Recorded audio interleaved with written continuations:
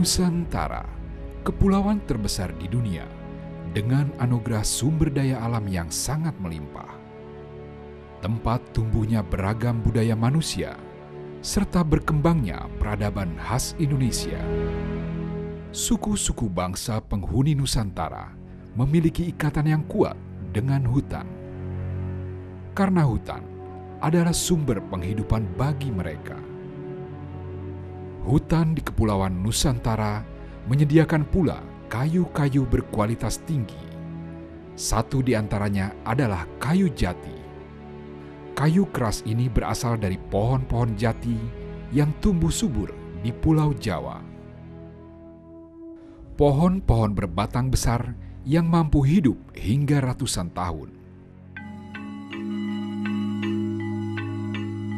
Kayunya yang kuat, awet, dan mudah diukir, membuat kayu jati menjadi pilihan bahan baku untuk berbagai macam kebutuhan, termasuk pula untuk membuat rumah. Kayu jati semacam ini yang harganya sebesar ini saja itu harganya sekitar 500 sampai 600 juta.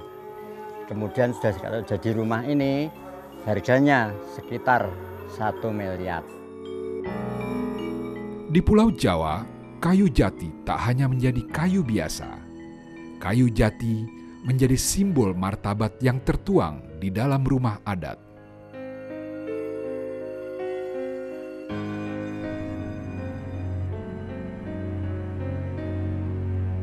Ketika bangsa-bangsa Eropa mulai mengkoloni Nusantara sekitar abad ke-16, kayu jati berkualitas tinggi ini membuat mereka terkesan, terutama bagi kongsi dagang Belanda, VOC. Mereka mengincar hutan-hutan jati yang terdapat di hampir sepanjang pesisir utara Pulau Jawa. Dengan mendirikan loji mereka di Jepara, selama hampir 2 abad sejak bercokol di Pulau Jawa, pesanan kayu menjadi masalah penting yang harus mereka selesaikan ketika bertemu dengan penguasa-penguasa kerajaan di tanah Jawa, terutama Kerajaan Mataram.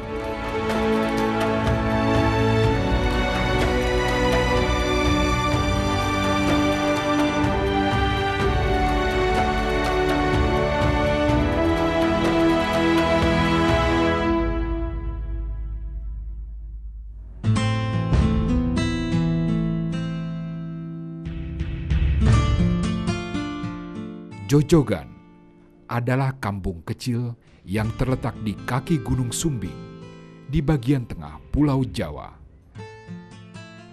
Desa ini masuk dalam wilayah administratif Kabupaten Temanggung, Provinsi Jawa Tengah.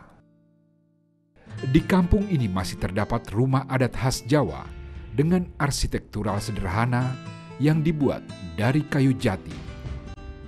Rumah ini terbilang cukup terawat, meski jarang ditempati oleh pemilik rumahnya. Niki resik-resik Mas. Resik-resik ajeng napa selamatan syukuran. Syukuran nggih nanu niki sing kagem napa? Sing kagem dalemi mendho paringi sehat waras.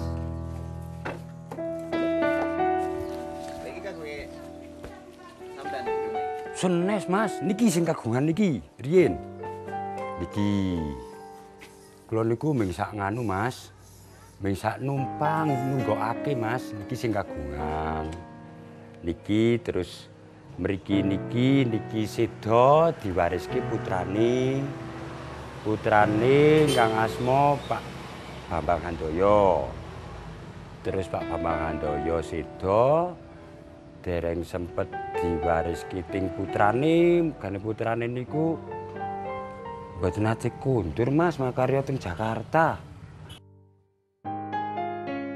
Rumah kampung yang dirawat oleh Gunadi ini berbentuk persegi panjang yang memiliki 14 kayu penopang, dengan 4 buah kayu sebagai penopang utama atau sokoguru. Rumah ini dibuat dari kayu jati yang terkenal kuat dan mampu bertahan hingga ratusan tahun. Nek usiane pinten nggih ning ngertosi kula niku namung nika teng bangunan mriku nika enten tertera napa tertulis napa teng kayu niku tahun 1913 kali 1929. Kekuatane nggih niki urip dene niki wong kayune jati nggih. Niki jati, keistimewaane kayu jati niki. Niki kayu jati, terus modele kolong sunduk niku mboten ngangge paku tapi kok kiat nganu niku napa tinggane nek niki jelas anti rayap nggih. Bentuk arsitektural rumah adat khas Jawa semacam ini umumnya mencerminkan fungsi dan status sosial pemiliknya di tengah-tengah masyarakat. Saat ini, tak banyak lagi rumah adat khas Jawa semacam ini yang masih dipertahankan nilai-nilai filosofisnya secara turun-temurun. Oh nggih, nek niku ngoten budaya nggih, nek niku ketriyen niki begini ombo niki damel latihan toprak nggih teng mriki, gamelan nggih teng mriki riyen. Dengan iming-iming harga yang terbilang fantastis, sebagian perabot dan rumah-rumah berarsitektural khas Jawa dengan bahan kayu jati yang mampu bertahan hingga ratusan tahun semacam ini berpindah tangan ke kolektor-kolektor, baik dari dalam maupun luar negeri. Nanti kula niku enten piantun tindak mriki niku ajeng ngurupi omah niki kula kantun gambar.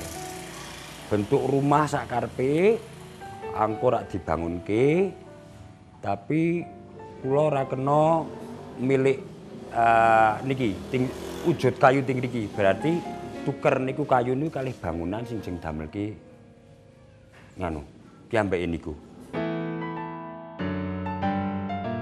Sama halnya dengan pemilik rumah yang ditempati Gunadi. Tak semua pemilik rumah tua berbahan kayu jati tergoda untuk menjual harta warisan leluhurnya tersebut.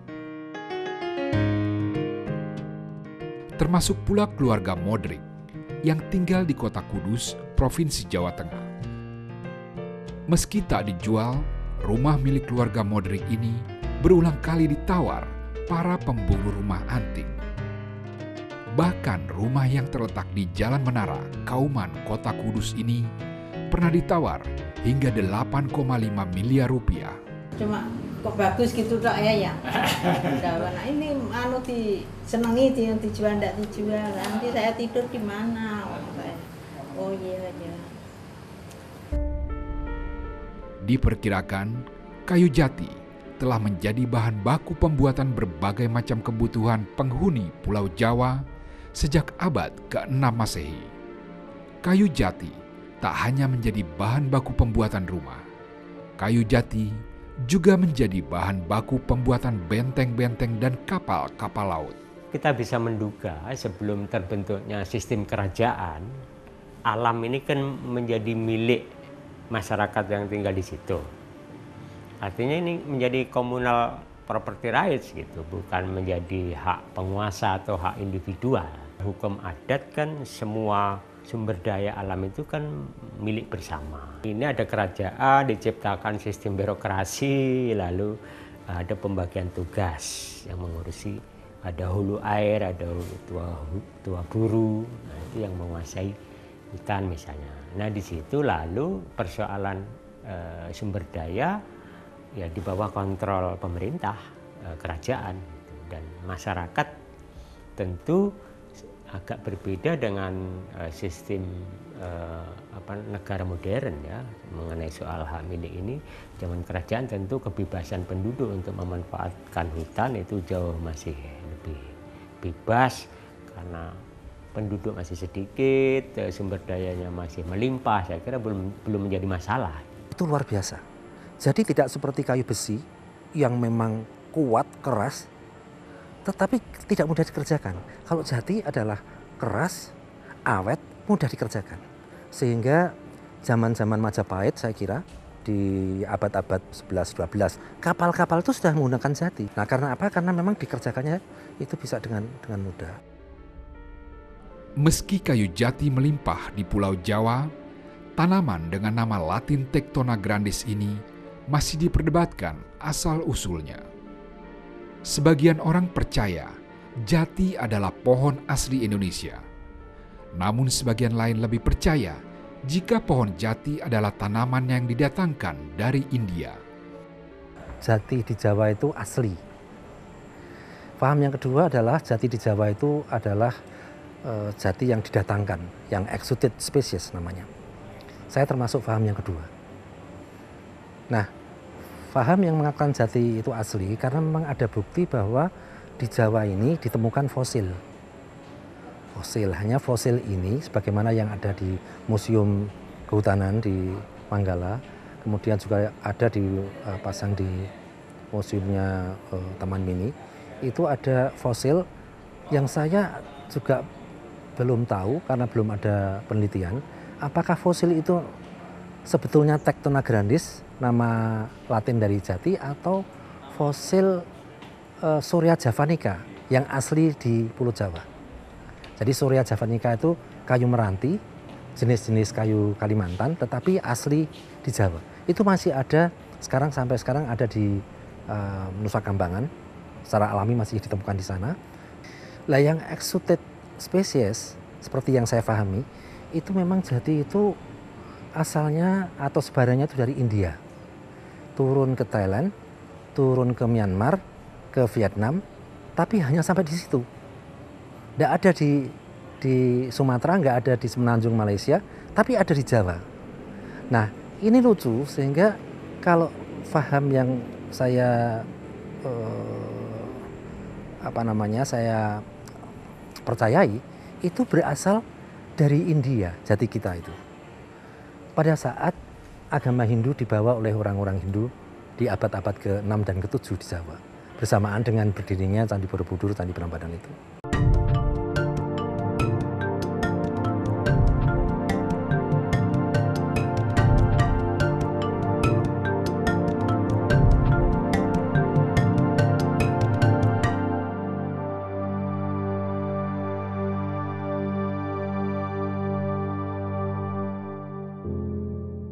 Pada pertengahan abad ke-17 Masehi, ketika kongsi dagang bangsa Belanda VOC berlabuh di Pulau Jawa, mereka mendapati tegakan hutan jati yang terbentang hingga ratusan kilometer di kawasan pesisir utara Pulau Jawa, bagian tengah dan timur.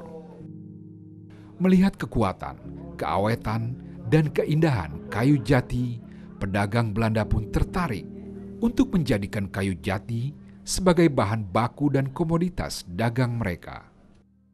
Berdasarkan sejarahnya, sebelum VOC datang, sebenarnya orang Eropa dalam hal ini Belanda pernah datang ke Jayakarta, dan dalam perjalanan mereka dari Jayakarta ke Ambon untuk mencari rempah-rempah, mereka melintas di Laut Jawa. Sepanjang pantai utara Laut Jawa dari arah Rembang, Lasem, dan Tuban, mereka melihat potensi jati Jawa begitu besar. Sehingga di dalam sejarah itu diceritakan bahwa muncul keinginan dari mereka untuk suatu saat kembali ke Hindia Belanda untuk mengeksploitasi jati Jawa. Dan pada era VOC mengeksploitasi hutan jati Jawa adalah untuk kepentingan bahan baku kapal, industri kapal di Rotterdam dan Amsterdam. Namun tidak secara langsung dikirim ke Rotterdam dan Amsterdam, terlebih dahulu diolah ya di Rembang. Nah, sistem yang dipakai pada waktu itu adalah kerjasama antara apart VOC dengan kepala desa ya, Demang atau Bekel, dengan melibatkan masyarakat. Kemudian fase berikutnya VOC mengintrodusir yang dinamakan Blandong Dienstin, yaitu kerja Blandong. Nah, atau dinas Blandong. Di sini untuk menyelaraskan dengan hak wilayah desa-desa, maka Blandong ini diambil dari desa setempat. Zaman pemerintahan Hindia Belanda atau zaman VOC sebelumnya itu memanfaatkan tenaga ahli penebang kayu Blandong itu. Maka muncul istilah Blandong Dienstin, artinya kerja wajib Blandong, kerja wajib menebang hutan untuk kepentingan penguasa. Eksploitasinya belum terlalu masif Karena satu, kebutuhan VOC belum sangat besar, kedua untuk menebang kayu ini butuh tenaga kerja yang banyak. Maka cara VOC tadi mewajibkan para bupati memberikan pajaknya tiap tahun sebagai bentuk kepatuhannya pada VOC. Kedua, misalnya di wilayah Rembang, Tuban, Blora, kemudian itu ada desa-desa partikulir, wilayah-wilayah yang disewakan kepada swasta untuk mengusahakan penebangan kayu. Menjadi cepat berubah, padahal abad 18 itu Van Hohendorp masih bercerita bahwa hutan jati di Jawa itu mau ditebang berapapun nggak akan habis-habis gitu.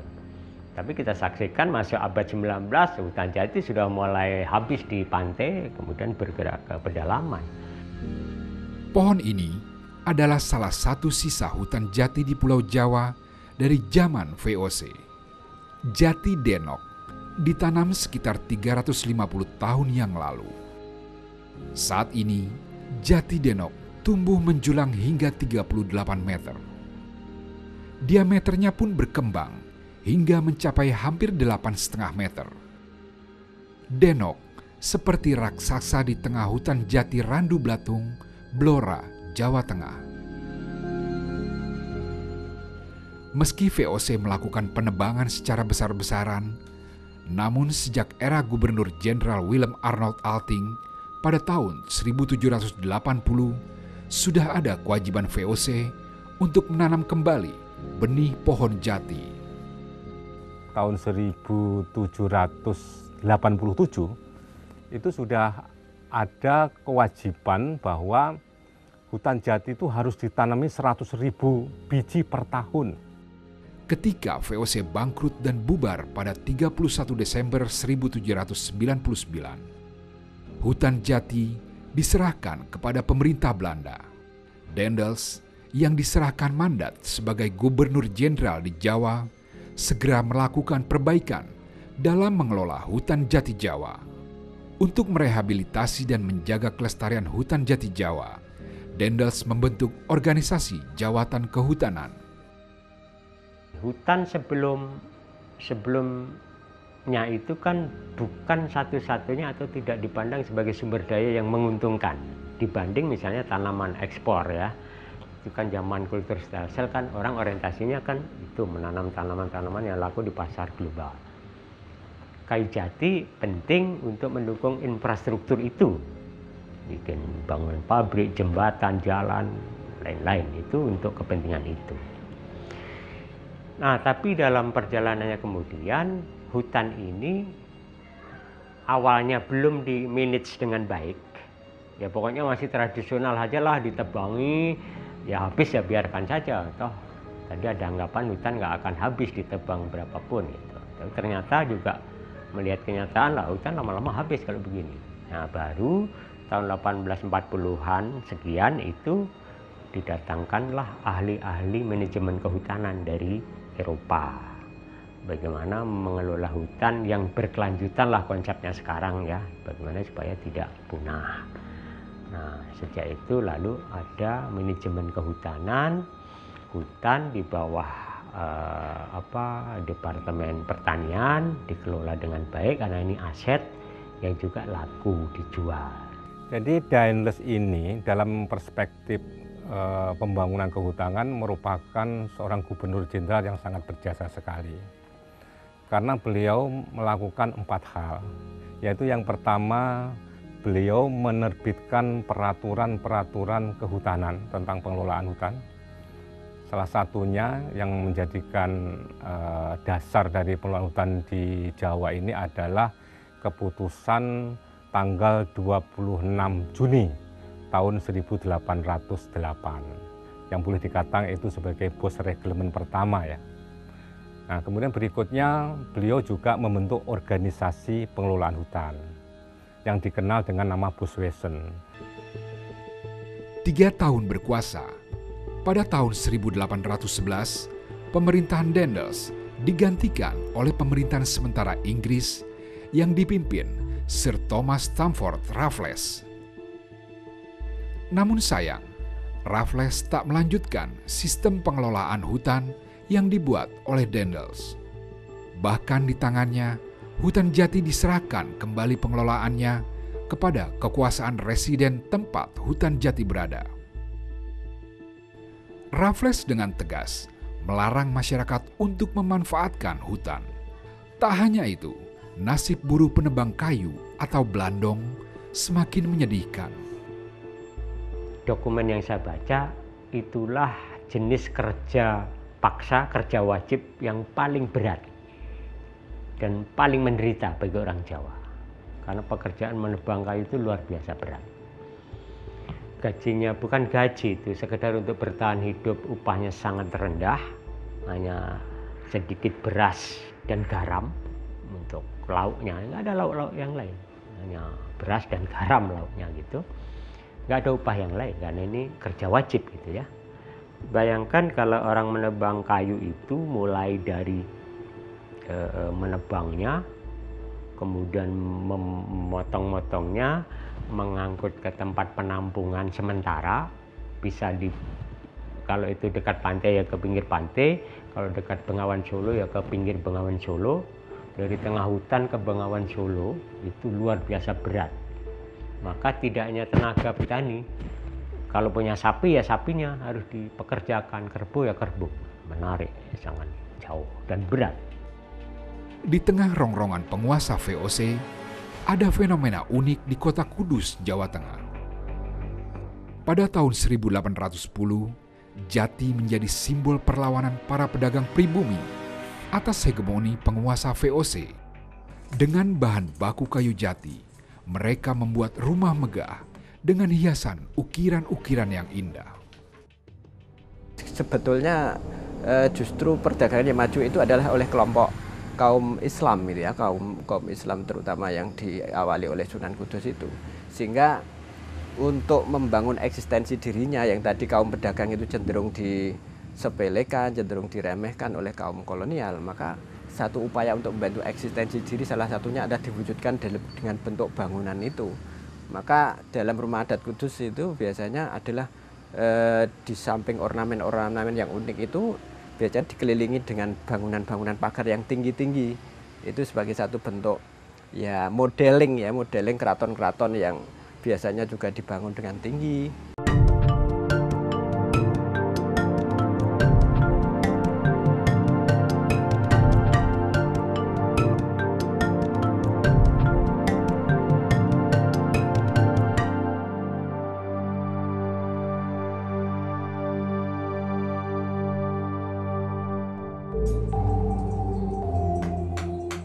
Warga desa Dungsari, Kabupaten Kudus ini mayoritas mahir membuat ukiran pada kayu jati. Keahlian mereka inilah yang menjadi tumpuan Bintong, pengrajin rumah Kudus dalam menjalankan usahanya sejak tahun 1998. Setelah diukir, harga kayu jati memang melambung tinggi. Kayu jati semacam ini yang harganya sebesar ini saja itu harganya sekitar 500 sampai 600 juta. Kemudian sudah kalau jadi rumah ini harganya sekitar 1 miliar. Berawal dari bisnis barang antik dari kayu jati, Bintong mulai merambah bisnis rumah adat Kudusan lama. Ini rumah yang baru kami buat dan belum sempurna. Jadi ini kami bisa jelaskan bahwa di dalam sini ini yang namanya joglo, sebelum joglo dipasang, ini kita sudah persiapkan buat untuk ornamen-ornamennya, terutama yang khas dari Kudus ini ada tiang yang 3 dimensi, semacam ini 3 dimensi. Ya, jadi cara ngukirnya juga agak rumit, tetapi ini kebanggaan orang-orang dari Kudus. Ngukirnya memang agak susah, tapi bisa kita kerjakan walaupun pelan-pelan. Waktunya agak lama. Nah, rumah intinya yang namanya joglo ini ada soko guru 4 tiang, soko guru namanya. Dan di atasnya ini ada ornamen yang namanya tumpang sari, ada joglonya. Di sini ditopang dari mulai blandar kecil ini namanya sunduk, di atasnya namanya midangan. di atasnya ada tumpang sari. Nah, ini yang banyak digemari orang, terutama karena kerumitannya. Tahun 1816, setelah era Raffles berakhir, Belanda kembali menguasai Jawa. Sistem pengelolaan hutan peninggalan Dendels pun kembali diberlakukan. Namun pada tahun 1830, ketika Van de Bos diangkat menjadi Gubernur Jenderal Hindia Belanda, hutan jati banyak berganti menjadi kebun kopi, teh, dan tebu. Jadi era Gubernur Jenderal Van den Bos itu merupakan suatu upaya dari pemerintah kaitannya dengan keterpurukan negara Belanda akibat Perang Diponegoro ya. Jadi saat tahun 1825 sampai 1830.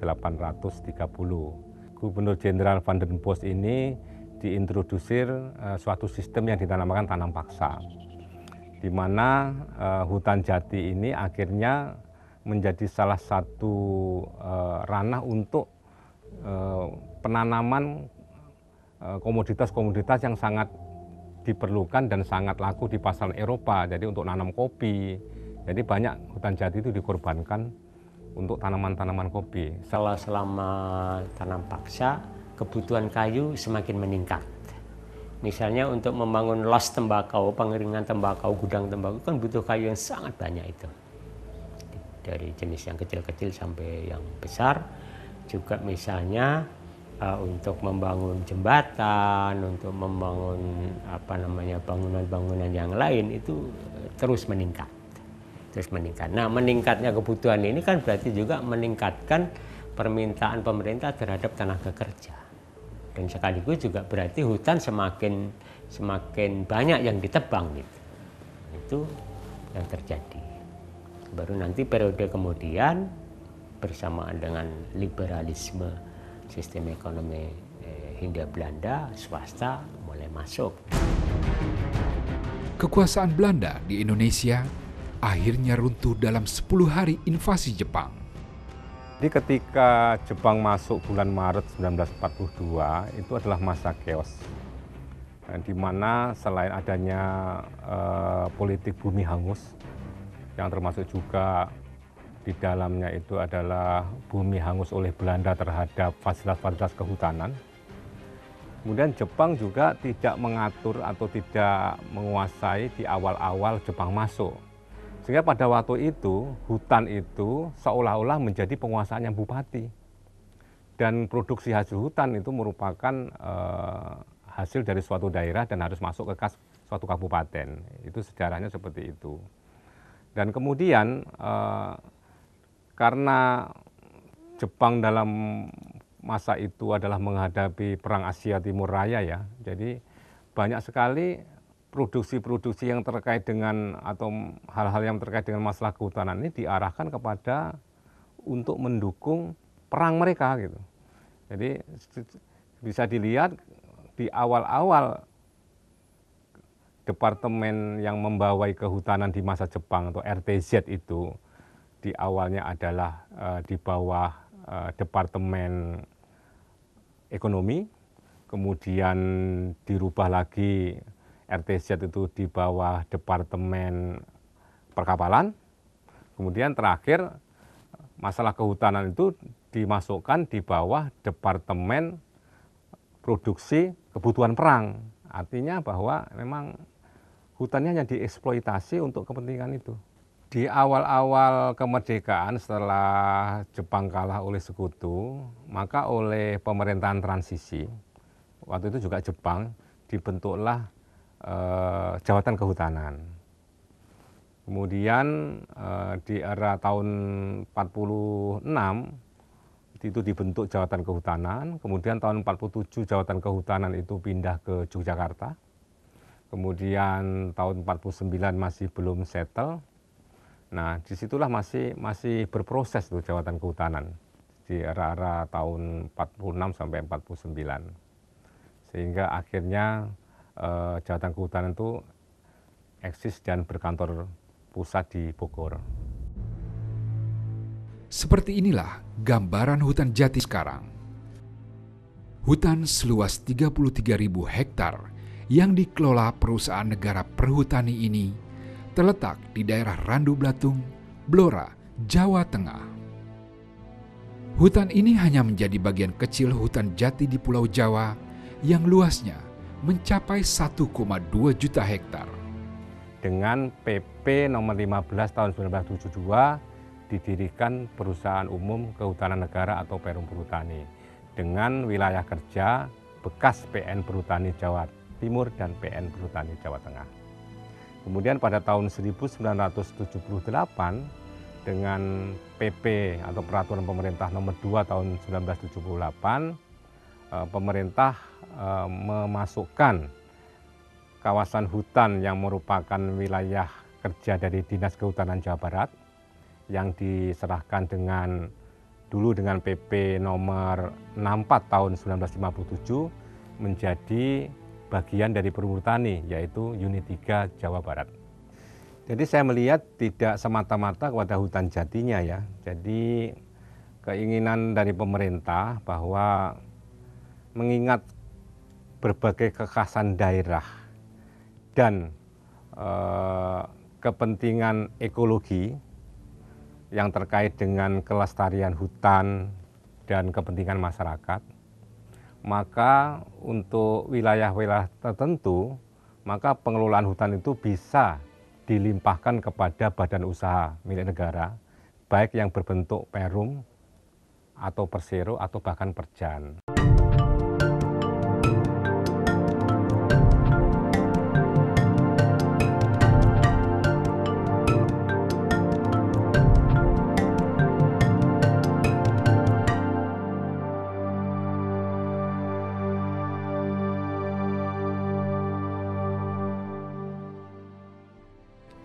Hingga kini, hutan jati masih terpusat di ujung utara Pulau Jawa yang meliputi Rembang, Blora, Grobogan, dan Pati. Berdasarkan corak, kekerasan, dan kemudahan diukir, kayu jati dari 4 kabupaten ini sering disebut kayu jati terbaik di Indonesia.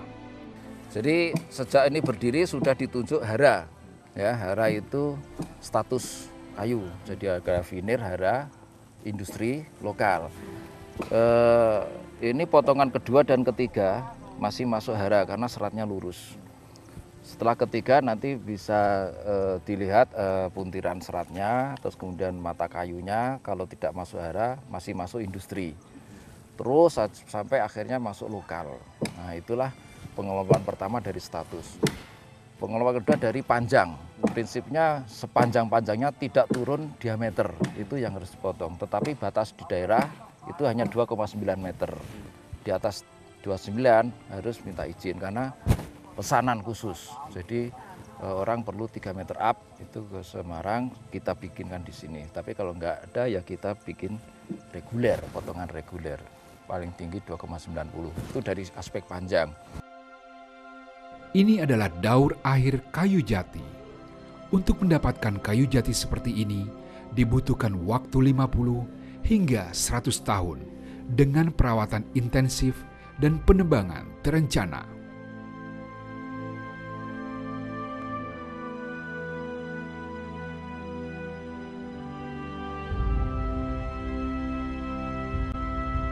Hutan Jawa tak hanya sebagai tempat produksi kayu jati. Hutan Jawa adalah sumber kehidupan bagi masyarakat yang tinggal di pinggirnya. Setidaknya ada 5.300 desa yang warganya menggantungkan hidup dari hutan jati Jawa. Ya, untuk warga Desa Angliro itu sangat tergantung pada hutan. Masalahnya untuk lahan yang pemajakan desa itu sangat sempit. Jadi kalau seandainya ada penutupan lahan dari pihak Perum Perhutani, itu saya tidak bisa membayangkan gimana nasib warga Desa Angliron karena sangat bergantung pada hutan. Untuk keluasan lahan yang digarap warga Desa Angliron khususnya itu untuk lahan pemajakan itu hanya 25% dari yang ada digarap sekarang untuk lahan hutan yang digarap sekarang ini.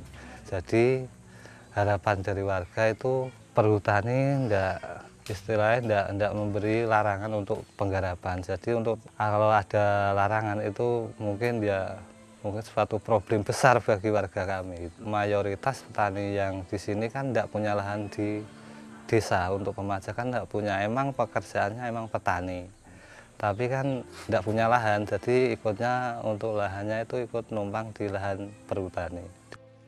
Warga Desa Ngeliron, Kecamatan Randu Blatung, Kabupaten Blora ini sebagian besar menggantungkan hidupnya dari lahan hutan jati milik perhutani.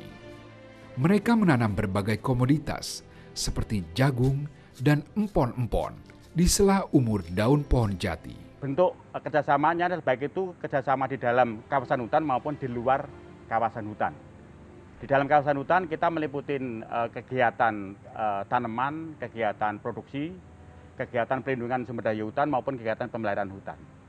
Nah, untuk kegiatan tanaman, memang yang banyak tanaman, kita biasanya dilakukan pada lokasi bekas tebangan. Nah, untuk tanaman bekas tanaman rutin atau biasa kita sebut tebangan A2, itu biasanya kita lakukan kegiatan peneresan, diteres yaitu pada tahun T-2, di 2 tahun sebelum ditebang. Jadi seperti tahun 2016 ini seperti tadi yang peta 31 di mana ada tanaman jagung, itu adalah tebangan tahun 2016. Maka pada tahun 2014 lokasi tadi sudah diteres sehingga daunnya adalah mati, sehingga daun begitu diteres itu daunnya mati. Maka pada saat itu petani masyarakat desa hutan itu anggota lembaga masyarakat desa hutan diizinkan untuk melakukan kegiatan tanaman budidaya tanaman pertanian di lokasi tadi. Nah, biasanya mereka dibuat perjanjian. Jadi di samping kita membuat perjanjian kerjasama antara perhutani KKPH dengan lembaga masyarakat desa hutan, maka pada setiap kegiatan di masing-masing peta dilakukan perjanjian juga. Jadi seperti tadi penanaman ya ada perjanjian tersendiri. Menjaga dan mengelola hutan jati bersama rakyat menjadi penting bagi kelangsungan hidup pohon jati di Pulau Jawa. Apalagi dengan luas mencapai 1,2 juta hektar dan tanpa pagar. Hutan jati menjadi rentan terhadap pencurian dan penjarahan, seperti kejadian sepanjang tahun 1988 hingga tahun 2001. Penjarahan itu pun juga sebenarnya kan konsep orang luar ya. Sama tadi konsep mencuri gitu. Itu kan konsepnya orang luar. Kalau masyarakat di sana itu nggak mengenal konsep mencuri hutan atau menjarah hutan, itu tidak ada. Konsep mencuri dikenal kalau misalnya orang hidup itu jangan bobol gedeke tonggo, jangan mencuri milik tetangga. Apapun, telur atau ayam atau apa itu kan nilainya kecil dibanding kayu jati. Ya. Tapi kalau itu mau ngambil milik orang, itu satu pelanggaran etika sosial yang luar biasa. Tapi kalau mengambil hutan nggak masalah, di penjara ya penjara aja, dijalani gitu. Ini bedanya. Nah, termasuk penjaraan itu menurut konsep negara kita ya terjadi kapanpun sebenarnya. Hanya memang ada momen-momen tertentu yang itu bisa dimanfaatkan secara masif. Kenapa terjadi penjarahan? Memang ada semacam kecemburuan, Dik. Ada di situ ada kekurang adilan. Di satu sisi ada yang merasa menikmati, baik itu orang petinggi-petinggi di perhutani saat itu di mata masyarakat, dan juga orang yang membeli sebagai pembeli kayu jati itu sendiri sangat menikmati. Tapi rakyat yang hidup di hutan itu sangat merasa ketimpangan dan memang dalam kondisi miskin. Inilah yang menyebabkan terjadi satu kejadian yang penjarahan itu. Nah, sehingga seakan-akan waktu itu tarnya ditutup, dibuka dengan begitu lebarnya sehingga seakan-akan udah nggak terbendung. Di balik semua cerita tentang nilai-nilai ekonomi, sosial, dan filosofi kayu jati, hutan jati saat ini telah menempati posisi penting dalam rantai ekosistem di Pulau Jawa. Mungkin Jawa ini juga sudah akan hancur luluh, karena jati itu kira-kira luasnya di Jawa itu ada 2 juta hektar. Merupakan kawasan hutan terluas di Jawa dibandingkan dengan hutan-hutan rimba dan sebagainya. Nah, kalau hutan jati itu nggak ada, maka sudah barang tentu proses hidrologis, proses bagaimana dari hujan menjadi air, menjadi mata air ke sungai dan sebagainya akan tidak bisa berfungsi secara optimal. Pasti erosi dan sebagainya kan.